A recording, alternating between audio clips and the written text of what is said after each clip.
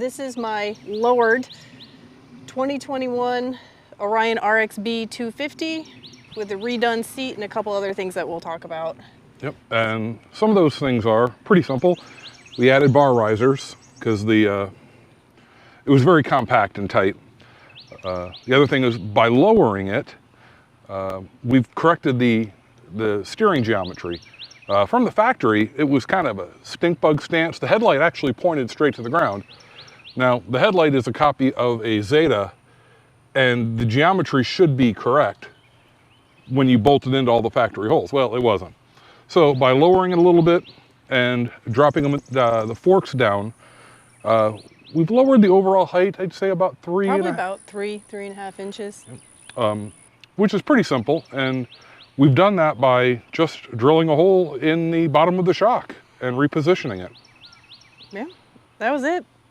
Went from not being able to touch to having to climb on the thing and the kickstand was too tall to, oh yeah, now it's normal. Yeah, we did hack off the kickstand and weld the washer on. I'd show you that, but my welding's horrible. And but it's effective, so it's fine. Yeah. Now the seat foam, we took the gripper, nubby gripper seat cover off and added, like in the last video you saw, it was red. That was the same exact seat cover. The problem and it's great for motocross and short rides or enduro, but when you're doing dual sport and going, 100, 150 miles, those little pyramids on the seat they hurt. Yeah. It hurts. So this is not a super gripper, but it's not smooth either. TJ Maxx special yoga mat.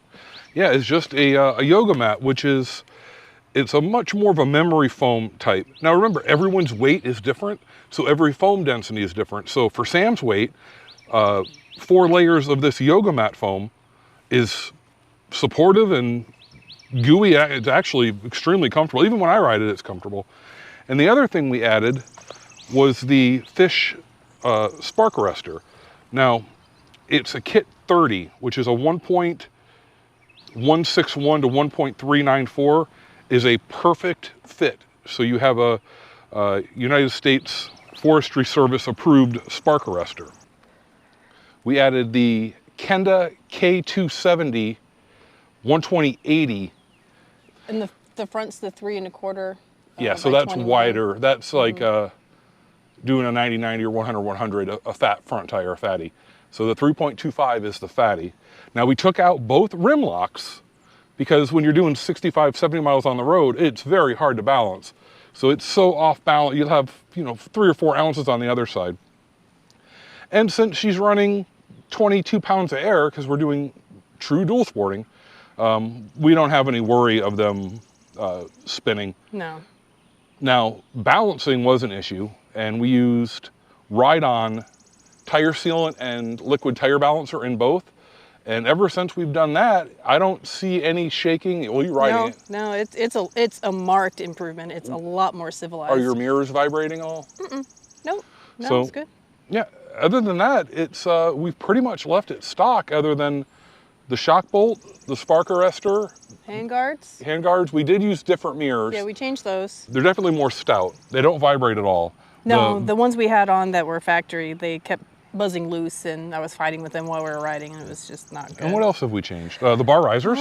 Yeah, we did the bar risers. I believe they're 1-inch bar riser, and we had to change the factory ignition. Yeah, that got a little wonky after a while. And the Pro Taper pillow tops. Yep. And I think that's pretty much, 40-tooth rear sprocket. Yeah, that was a big difference. Yeah, because now you can do like 70. I can't outrun you on the 300. You're right there all the time. So that's pretty much the basic changes we've done. And I don't think there's anything else to do.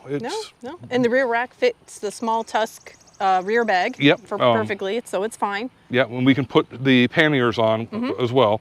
But it seems like I'm going to carry all the weight on the 300. She's going to just take her sleeping bag and minor stuff. So I think it's a 30-liter that fits on here with no problem. Yeah. That's what these straps are for.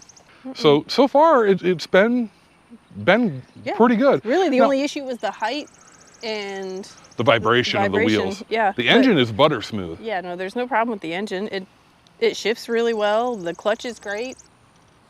That's pretty much it.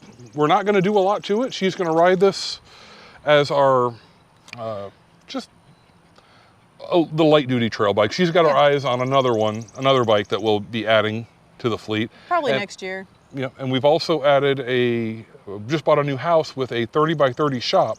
So we'll have a proper shop with proper production facilities, so we can definitely improve the production value here. And well, starting next week, I'll be adding content about the 300, all the mods I've done to that.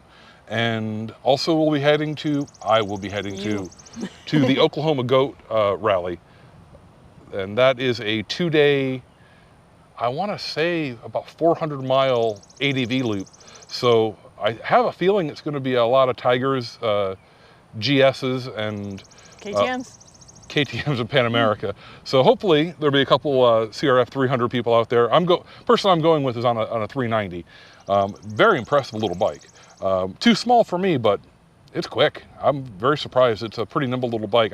I'm very interested in the Husqvarna Norden version, the Smart Fart spelling. Smart Pelling. Smart Pelling. That version of it. Anyway, that's all we have for you for now. Hey, and if you haven't subscribed yet, I just noticed there's 90% of the people that watch these videos don't subscribe. So subscribe, and then maybe I can make enough money on here to like buy new shoes or something.